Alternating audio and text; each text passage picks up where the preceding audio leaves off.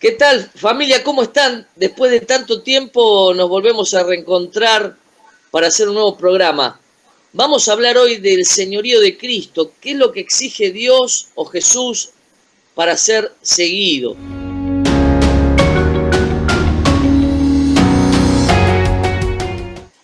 Bueno, como hablamos hoy, obviamente que el Señor, su gran deseo es que todas las personas lo sigan por el bien de las personas. Él quiere hacernos bien, quiere bendecirnos. Pero cuando uno estudia la Escritura, se da cuenta que el Señor ponía ciertos eh, requisitos para ser seguido por la gente. Entonces ya voy a la primera pregunta. A vos, George, ahí en Pilar. Buenas noches, George. Muy buenas La noches. primera pregunta que quería hacerte es, ¿qué implica tener a Dios en primer lugar? Porque creo que ese es un principio que Jesús lo manifiesta, ¿no? Te dejo a vos. Y esto en algún sentido es el ABC, veníamos hablando, que es el primer tema que se toca cuando una persona realmente conoce al Señor, ¿no? Para conocerlo, es previo, pero a través de los años hay ciertas cosas que las perdemos de vista. Por eso es bueno recordarlas, ¿no? Y hay un pasaje en relación a esta pregunta, ¿qué implica tener a Dios en primer lugar? Y podríamos traer el clásico Mateo 6:33, ¿no? Que dice, preocupaos primeramente por el reino de Dios y su justicia, y el resto de las cosas os serán añadidas. Y ya con este pasaje podríamos tener una respuesta, pero aunque la respuesta es clarísima, no deja de estar incompleta y podríamos caer en la tentación de vivir un evangelio diluido, siendo tentados más por la añadidura, ¿no? Que es lo que generalmente nos llega a interesar, que por el principio. Y de esa manera perdemos de vista a Dios, que es el alfa y omega, ¿no? El principio y el fin de todas las cosas. Por eso, hoy voy a leer un pasaje no tan popular, que se encuentra en Mateo capítulo 16 del 25 al 26. Y dice así, porque todo el que quiera salvar su vida, en este caso la mía, cada uno póngase en ese lugar, la perderá. Y todo el que pierda su vida por causa de mí, la hallará. Porque ¿qué aprovechará al hombre si ganare todo el mundo, alcanzando y cumpliendo todas sus metas y sueños, y pierde su alma?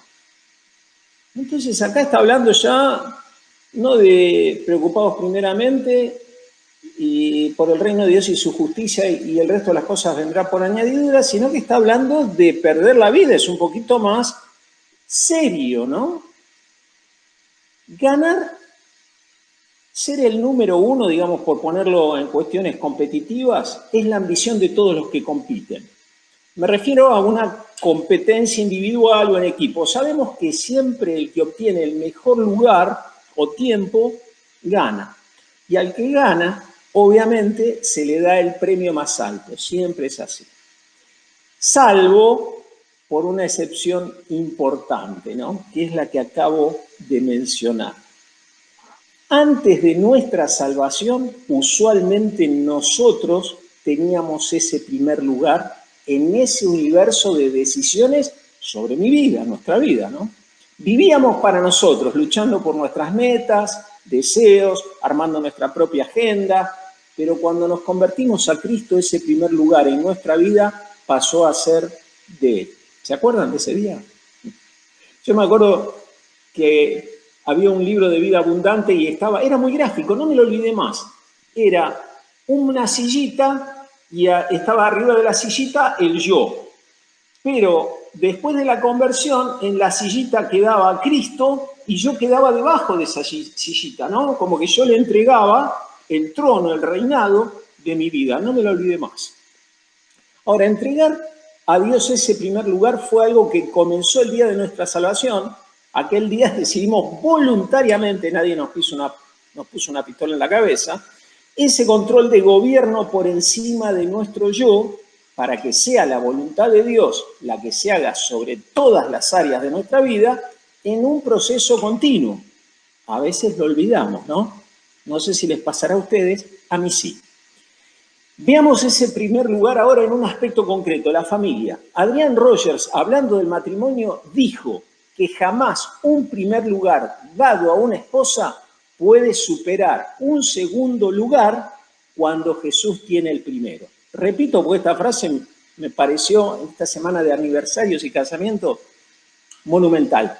Jamás un primer lugar dado a una esposa puede superar un segundo lugar cuando Jesús tiene el primero. Esto aplica para matrimonios, padres, madres, hijos, familiares y amigos. Todos están en segundo lugar cuando conocemos al Señor. Bien, cuando hacemos esto, vivimos una vida plena, ahí sí, la vida abundante y bendecida en Cristo aquí en la tierra, y heredamos una vida eterna de bendiciones indescriptibles con Dios en el cielo y para siempre. Ahora veamos este primer lugar de Jesús con los demás miembros de la familia. Nuestro deseo debe de ser estar en paz con todos en lo que a nosotros dependa, ¿o no? Eso nos indica la Escritura, pero también está escrito en Mateo 10, 34, 36, dice: no crean, muchachos, que he venido a traer paz a la tierra. No vine a traer paz, sino espada, porque he venido a poner en conflicto al hombre contra su padre, a la hija contra su madre, a la nuera contra su suegra. Los enemigos de cada cual serán los de su propia familia. Qué tul, diría mi tía, ¿no? La vez pasada, hablando de los límites que impone Dios en su amor, se usó la frase, no sé si se acuerdan: a los que practican tales cosas evita, no invita. Pero, ¿qué sucede cuando estas situaciones de desorden se dan dentro del ámbito de la convivencia con un esposo, un padre o con los mismos hijos? Ahí ya nos encontramos en una situación que no podemos evitar porque pertenecen a nuestra familia. ¿Cómo manejamos ahí el conflicto? ¿Qué es lo que debemos soportar y qué no? ¿Cuándo ponerle un límite y en qué situaciones? Me acuerdo, no quiero extenderme, en mis épocas de asesor comercial, cuando una persona decidía por el régimen de reparto de la jubilación o el régimen de capitalización, tenía una tensión, la persona me escuchaba ávidamente y cuando le decía los pros y contras de ambas situaciones, la persona me decía: ¿y usted qué decidiría? Era un lugar soñado para hablar del Señor. Nunca tuve una persona así para hablarle de Cristo, con esa avidez.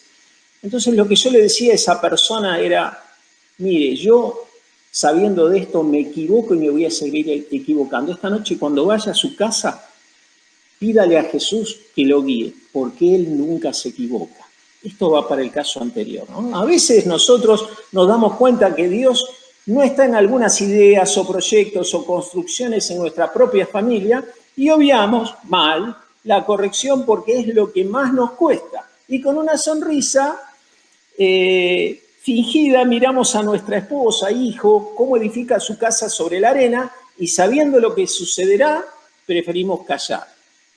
Maldito aquel que retrae su espada de la sangre y sirve indolentemente al Señor. Se entiende que no debemos, obviamente, apuñalar a nadie con la Biblia, pero ¿quién evitaría un bisturí cuando se trata de un tumor que pudiera costarnos la vida? ¿Acaso eso no es amor en modo prevención? En primer lugar, en lo laboral, y con esto ya voy terminando. ¿Qué es lo que impacta en nuestra economía? Debemos hacer las cosas con excelencia, por supuesto, pero jamás debiéramos olvidarnos que nadie puede servir a dos señores, pues menospreciará a uno y amará al otro. No se puede servir al mismo tiempo a Dios y a las riquezas. En toda situación, circunstancia, la última palabra debiera tenerla nuestro amo, jefe, dueño, máxima autoridad, que es la traducción y el significado de la palabra Kyrios en griego, cuando decimos Señor en castellano. También debe de haber una renuncia a nuestras expectativas personales, al mundo, a nuestras ambiciones. Ya no vivo yo, mas Cristo vive en mí. Y lo que ahora vivo en la carne, lo vivo en el poder del Hijo de Dios que se entregó a sí mismo por mí. Volviendo al tema primero, y te dejo, Jorge, todos los deportistas entrenan con mucha disciplina. Ellos lo hacen para obtener un premio que se echa a perder. Nosotros, en cambio, por uno que dura para siempre. Así dice Primera de Corintios 9:25. Muchas gracias. Muy bueno, George. Y vos sabés que, como hablábamos recién también respecto a dejar a Dios, o poner a Dios, mejor dicho, en primer lugar en nuestra vida, tiene que ver con eso, con dejar el yo para que Cristo reine en ese lugar, ¿no? Y nadie que pretenda ser discípulo verdadero de Jesucristo va a tener que evitar esto, no va a poder evitarlo, va a tener que sí o sí entregar su voluntad a la voluntad de Jesús. Por eso creo que podemos seguir hablando de requisitos y me da la sensación de, ya voy a vos, Benjamín, para que vos puedas completar un poco cuál otros serían los requisitos para seguir a Cristo. ¿Qué podés completar? Bueno, buenas noches, ante todo. Es un muy lindo tema y hay tanto en la palabra, pero creo que primero la persona tiene que ser salva, ¿no? Reconocer su condición, reconocer su pecado, ¿no? O sea, ahí es donde empieza a comenzar la obra, ¿no? Del Espíritu Santo. Para esto debe escuchar el mensaje de Dios y tomar una decisión, ¿no? Entonces, un pasaje que habla de este tema en particular, que tiene que ver con lo que dice Romanos capítulo 10, verso 8, dice, el mensaje está muy al alcance de la mano, está en tus labios y en tu corazón. O sea, ¿escuchás el mensaje? El mensaje es claro, es muy sencillo. O sea, hay alguien que vino y que pagó el precio que yo tenía que pagar, que vos tenías que pagar. Es así. Entonces, cuando uno entiende el mensaje de salvación, ese que se llama el Evangelio, las buenas noticias, dice, sigue el texto y dice, y ese mensaje es el mismo mensaje que nosotros predicamos acerca de la fe. Si declaras abiertamente que Jesús es el Señor y crees en tu corazón que Dios lo levantó de los muertos, serás salvo. Pues es por creer en tu corazón que eres hecho justo a los ojos de Dios y es por declarar abiertamente tu fe que eres salvo. Como nos dicen las Escrituras, todo el que confíe en Él jamás será avergonzado. Y el verso 13 dice, pues todo el que invoque el nombre del Señor será salvo. Entonces, lo básico. Ahora, ese Cristo que vino, que vivió, que enseñó durante 3 años, dijo una frase en Mateo capítulo 10, que pensé que lo iba a decir Jorge porque leyó hasta el 36, y yo tenía el 37 en adelante. Así que dice el 37, palabras del Señor. Si amas a tu padre o a tu madre más que a mí, no eres digno de ser mío. Si amas a tu hijo o a tu hija más que a mí, no eres digno de ser mi hijo. Si te niegas a tomar tu cruz y a seguirme, no eres digno de ser mío. Si te aferras a tu vida, la perderás. Pero si entregas tu vida por mí, la salvarás. Y es una frase que creo que redondea los requisitos. Es entregar todo. Es agarrar el volante y decir, Señor, maneja vos. Yo ya no manejo más. Entonces, me parece que tiene que ver con eso, ¿no? Básicamente, es un corazón rendido, es un corazón entregado, es entender realmente lo que Cristo hizo, que fue salvarnos para darnos algo mejor, que es la vida eterna. Espero que haya sido claro. Perfecto, Benja, y uno a través de tantos años en las iglesias, en el ministerio, uno ve quién entrega el corazón y da fruto por esa entrega a Cristo, entrega el corazón a Cristo, y quién tiene un corazón dividido, con todas estas cuestiones que vos también mencionaste, Jorge, dividido en su amor, en sus prioridades. Pero cuando uno realmente entrega el corazón a Jesús y pone a Cristo en primer lugar, bueno, ese tiene un buen camino en cuanto al discipulado de Jesús, ¿no? Ese tiene oportunidad de ser discípulo. Pero a través del tiempo creo que nos equivocamos tanto en entregar, ofertar prácticamente a Jesucristo desde los púlpitos. Y no es que no estoy diciendo que no hay que hablar de la salvación, como bien dijiste vos, ¿no? Hay que permitir que mucha gente conozca el gran amor de Cristo por nosotros, que entregó su sangre en la cruz. Pero ahí no se acabó. Ahí comienza este caminar con Jesús. Y Jesús, para caminar con Él, exige muchas cosas.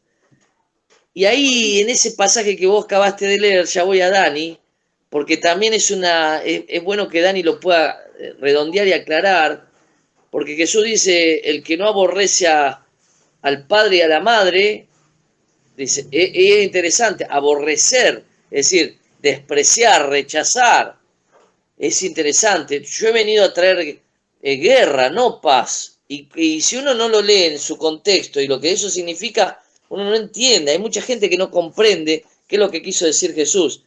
Vine a traer división entre padre e hijo, madre y hija, entre hijo y padre, ¿no? Entonces voy a decir, ¿cómo viene a traer Jesús si es amor? ¿Cómo es eso? ¿Cómo lo podemos explicar, Dani? Bueno, buenas noches. Una alegría después de un tiempo encontrarnos nuevamente y compartir algo de la palabra y traer en lo posible un poquito de claridad a este tema. Es cierto que por ahí este pasaje de Lucas capítulo 14, versículo 26, que dice, si alguno viene a mí, no aborrece a su padre y madre y mujer, hijo, hermanos, hermanas, bueno, no puede ser mi discípulo. Acá la palabra que podríamos decir nos confronta un poco y nos trae cierta duda, podría decir la palabra aborrecer, ¿no es cierto?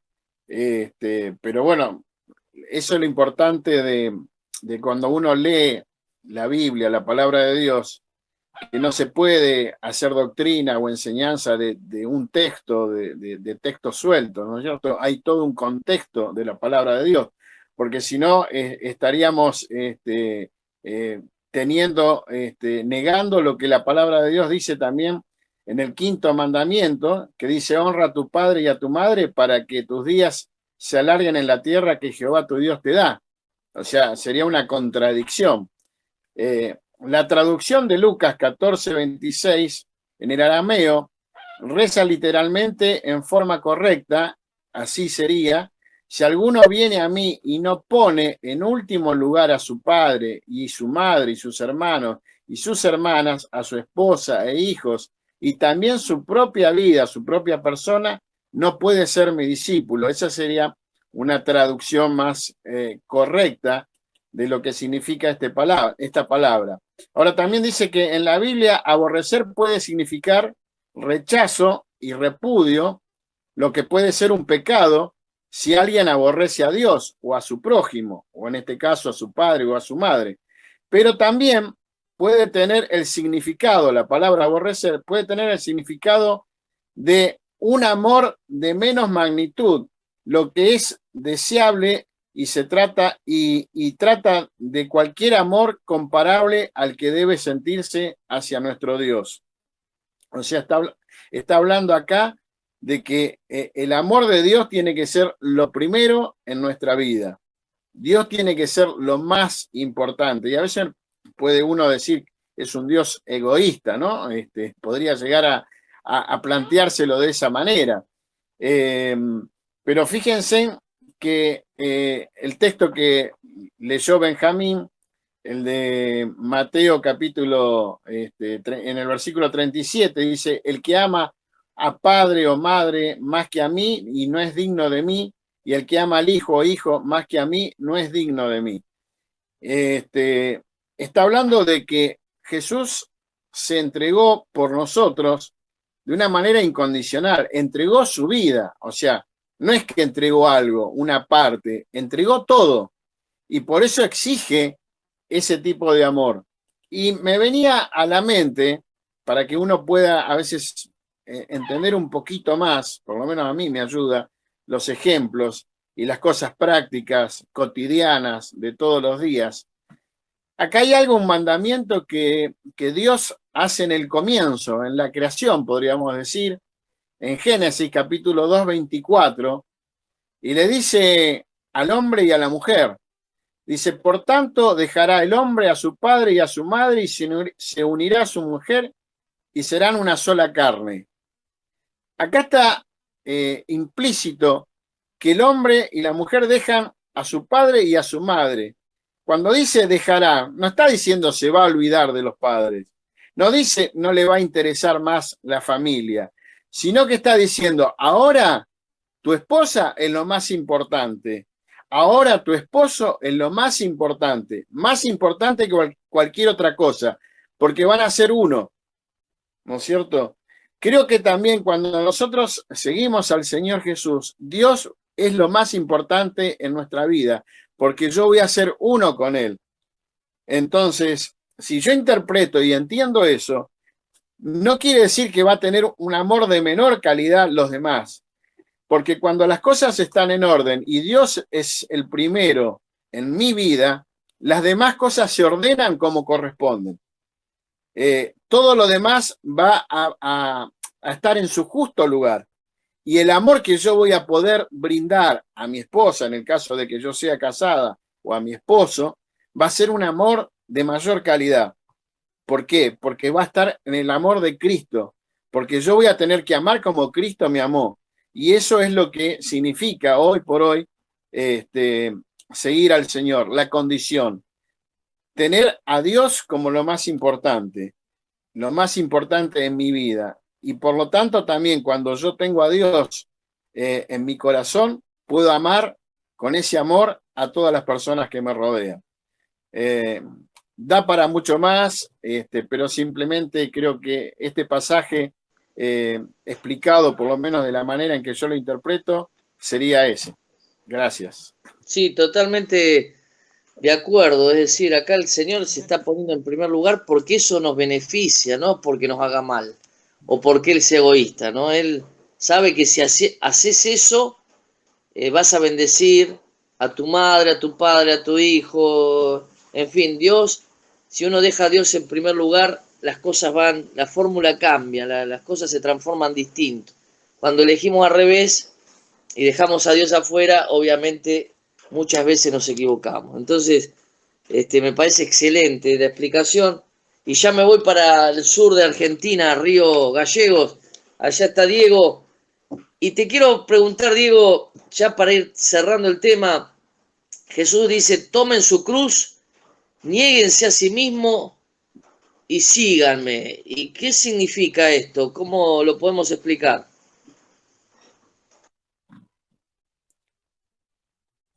No se te escucha, Diego, disculpa, no se te escucha.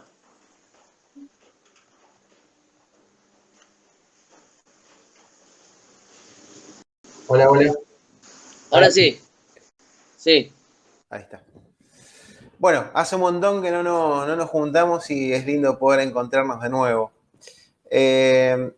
Leí un pasaje, en verdad, sobre este tema. Está Lucas 14 y después está Mateo 16.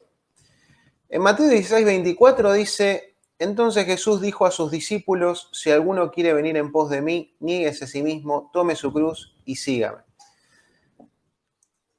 Me interesaba decir, bueno, ¿por qué dijo esto Jesús? Porque Jesús siempre mira el corazón, o sea, siempre le pega al blanco. No es que da vueltas o de repente sacó un tema que no tiene nada que ver con otro tema. Y si uno lee, les invito para que puedan leer el libro de Mateo. El libro de Mateo habla de muchos eventos, cosas que es como que pasa una cosa y pasa otra cosa y pasa otra cosa. Vemos en Mateo 3 cuando Jesús es bautizado. Adelante de personas los cielos se abren, el Espíritu desciende en forma de paloma, hay una voz en el cielo, ¿no? Del Padre, que habla acerca de este es mi Hijo amado, en quien tengo complacencia. Pero después Es como un maratón de milagros de Jesucristo, ¿no? Mateo 4 habla de que multitudes lo siguen a Jesús, ¿no? Jesús sana a un leproso a partir del capítulo 8. El siervo del oficial romano también lo sana a mucha gente, calma la tormenta, sana a 2 endemoniados, sana a un hombre paralítico, resucita a la hija de un líder de la sinagoga, sana a ciegos, sana a un hombre de la mano seca en el día de descanso, camina sobre el agua, le da 5.000, o sea, alimenta a 5.000 personas, libera a la hija de una mujer no judía del tormento de un demonio, sana a mucha gente coja, ciega, lisiada, mudas, alimenta a 4.000 personas. Entonces, esto es lo que estaba pasando, ¿no? Y los discípulos o las personas que lo seguían a Jesús vieron todo esto. Entonces, en su corazón decían, buenísimo, esto es lo que nosotros necesitamos. Nosotros necesitamos un libertador político, nosotros necesitamos un líder, alguien que nos guíe, pero alguien que haga estos milagros. La realidad es que cuando vamos a Jesús, todos nosotros, siempre queremos algo, ¿no? Siempre estamos buscando algo, una expectativa. Yo creo que muchas de las personas buscaban eso, ¿no? Quizás comida, sanidad, liberación, restauración, un montón de cosas. Todos vamos a Cristo con una necesidad. Y es lo que queremos. Y en Mateo 16:24, después de todo esto, le dice, si alguno quiere ser mi discípulo, y qué loco que diga que tiene que negarse a sí mismo, tomar su cruz y seguirlo. Estaban todos chochos, o sea, de repente apareció un líder distinto, fenomenal, que hacía milagros diferentes, que rompía toda la estructura, que rompía incluso las costumbres de la religión de ese momento. Un fenómeno, ¿no? Y encima lo seguían a Jesús. Se ponían atrás. Yo lo sigo a Jesús. ¿A qué Jesús? Sí, a este que está haciendo todos los milagros. Entonces tenían eso y Jesús miraba el corazón, ¿no? ¿Ustedes quieren seguirme? No me tienen que seguir por todo esto que vengo haciendo. Estos son señales para mostrar quién soy yo, pero no me tienen que seguir por eso, sino que tienen que negarse a sí mismo, tomar su cruz y ahí sí seguirme. La clave, para mí la clave, y tiene que ver con esto, es si alguno quiere. ¿Qué es lo que queremos cuando vamos a la iglesia? ¿Qué es lo que queremos cuando desarrollamos un ministerio?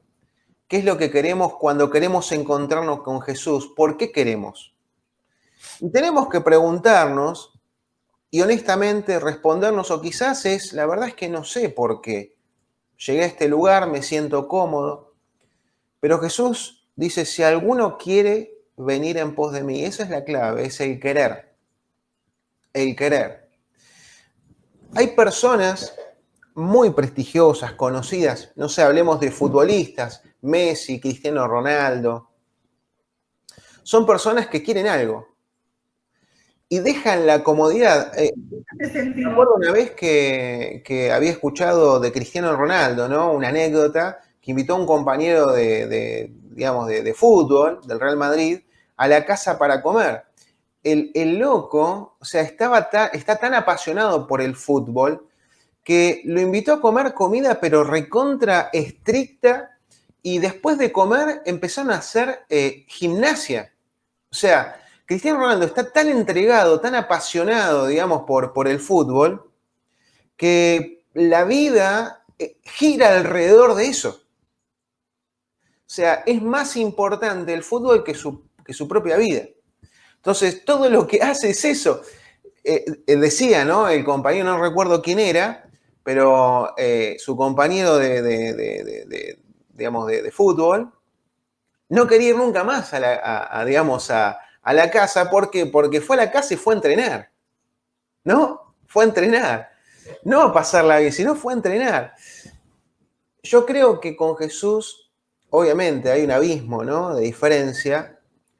Pero con Jesús uno tiene que entender lo que dice en el pasaje siguiente, en el versículo 25, ¿no? Que tiene que ver con la causa de Cristo.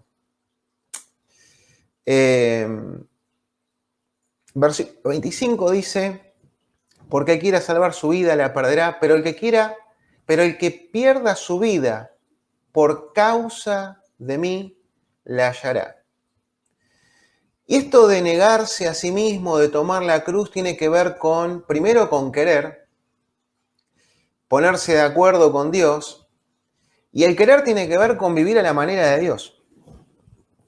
Y vivir a la manera de Dios significa esforzarse por tener una familia en orden, que honre a Dios, amar a nuestros hijos, amar a nuestra esposa, como Cristo ama a la iglesia,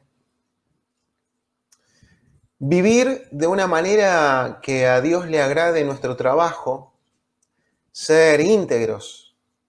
Si estamos pasando un tiempo de dificultad en donde es necesario quizás considerar muchas cosas, hacerlo, porque no se trata de nuestra vida, se trata de Cristo.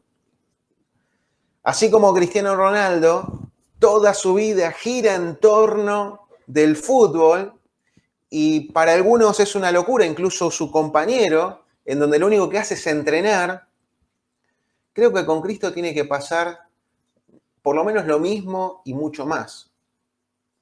Ponernos en forma, vivir a la manera de Dios en nuestra casa, en nuestro hogar, en la manera en que tratamos a las otras personas, esforzándonos, pero conscientes, con esfuerzo, claro que es con esfuerzo.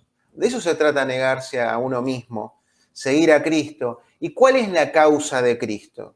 Y ahí es donde algunos se confunden y piensan que el hecho de servir dentro de la iglesia es parte de esa causa. Y quizás estamos sirviendo dentro de una iglesia porque estamos buscando esos milagros que muchos seguidores de Cristo estaban buscando, o quizás tiene que ver con el estatus, o tiene que ver con codearse con alguien de poder. Y Jesús miró el corazón. ¿Cuál es la causa de Cristo? La causa de Cristo tiene que ver con la gran comisión de ir y hacer discípulos a todas las naciones, bautizándolos en el nombre del Padre, del Hijo y del Espíritu Santo, enseñarle todo lo que nos había mandado. Tiene que ver con eso. Esa es la causa. Y por eso nosotros tenemos que negarnos, ponernos en forma. Dejar todo peso, toda carga que nos impida hacer eso. Y a veces eso lleva tiempo, eso lleva esfuerzo. Eso tiene que ver con dejar aquellas cosas que me gustarían, como Jesús le estaba diciendo a sus discípulos, hey, no me sigan por las cosas que hago, seguime por la causa por la cual yo vine a esta tierra, que tiene que ver con la salvación de muchas personas, con enseñarles a vivir, en la manera en que Dios quiere que vivamos. Eso es negarse a sí mismo. Yo leí algunos comentarios y hablaba de egoísmo. No me pareció práctico. Y todos decían lo mismo. Yo creo que tiene que ver con esto y creo que esto nos pega a todos. O sea, al primero que conoce a Cristo, hasta aquel que ha conocido a Cristo hace 25 años, a todos nosotros. Porque lo seguimos haciendo. Seguimos considerando algunas cosas que hay que cambiar, que hay que corregir, porque la causa de Cristo va a seguir en pie hasta que Cristo nos venga a buscar. Así que hay que seguir esforzándose en buscar esto, ¿no? Y ponernos en forma para poder llevar la causa de Cristo en nuestras vidas, desde adentro. Amén. Bueno, muy bien.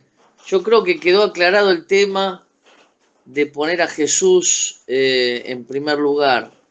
Y quizás del otro lado nos están escuchando muchas personas que pisaron una iglesia en alguna oportunidad y bueno, el tiempo fue desgastando ese discipulado, de ser ese discípulo de Cristo, que quizás también hay gente que lo hizo con corazón y bueno, frente a las pruebas, las circunstancias difíciles, se alejó de la comunión con Dios, se alejó de una iglesia, se alejó de hablarles a otros de Cristo, de ese amor que nos apasiona el evangelizar, ¿no? Como bien decía Diego, hablarles a otros de Jesús. de vivir dando frutos dignos de cambio a través de la obra del Señor en nuestras vidas, que se hace naturalmente esto, no es forzado en nuestra humanidad y en nuestra carne, sino que el Espíritu Santo va trabajando de tal manera que cambiamos hasta la forma de hablar, hasta nuestra manera de pensar, en fin, nos va transformando el Señor para bien. Y bueno, queremos dedicar este programa a esas personas para que puedan retomar ese camino, porque las puertas están abiertas, el reino de los cielos todavía están con las puertas abiertas para todos aquellos que quieran volverse al Señor, negarse a sí mismo, como bien decíamos, caminar en pos del Señor, ¿no? Así que queremos orar por todos ellos. El señorío de Cristo es parte de este discipulado y queremos animarte a que lo puedas vivir y experimentar personalmente. Así que vamos a pedirle al Señor por tu vida para que puedas volver. Les pido a alguno de ustedes, ¿qué te parece, Diego, si podés orar por todas estas personas? Sí. Señor, queremos darte gracias por la oportunidad que tenemos de compartir tu palabra, también reflexionar al hablarlo, ¿no? Considerar nuestras vidas a la luz de tu palabra. Yo quiero orar en este momento por todas las personas que nos están escuchando, que se han encontrado contigo o quizás han tenido alguna frustración en el camino, o la persona que no te conoce para que pueda conocerte. Yo ruego, Jesús, que esto que hablamos, oh Dios, pueda ser sembrado en los corazones y que pueda producir fruto. Ruego, Jesucristo, por aquellas personas que no sabían, oh Dios, cómo hacer para poder seguirte, cómo hacer para poder encontrarse con vos. Yo quiero orar por cada una de esas personas para que pueda encontrarse contigo, que pueda vivir una vida genuina contigo, Señor, que no sea simplemente ir a un lugar, escuchar a personas, sino que pueda entender que tú tienes algo para cada una de las personas que nos está escuchando. Oro, Dios mío, para que tú puedas hacerte presente, Señor, en su vida y en su familia, Jesús. Que tú puedas transformar la realidad que está viviendo, Padre. Y oramos también para que puedas abrir los ojos de cada persona para que pueda saber cómo entregar su vida a ti, Señor. Pero no solamente de un solo día, un solo momento, sino hacerlo cada día. Poder transformar tomado de tu mano, Señor. Yo ruego para que tú puedas alcanzar a cada persona y que la persona deje, Señor, se deje alcanzar por vos. Bendigo, Señor, la vida de cada una de las personas que nos están escuchando y te damos gracias. Gracias, Señor, por haber formado este espacio que disfrutamos, Señor, compartiendo tu palabra. En el nombre de Jesús. Amén. Amén. Muy bien, muchachos, nos vemos en la próxima y Dios les bendiga a todos los que nos contactan a través de Facebook, YouTube y todo eso. Así que gracias, muchas gracias. Bendiciones para todos. Nos vemos la próxima.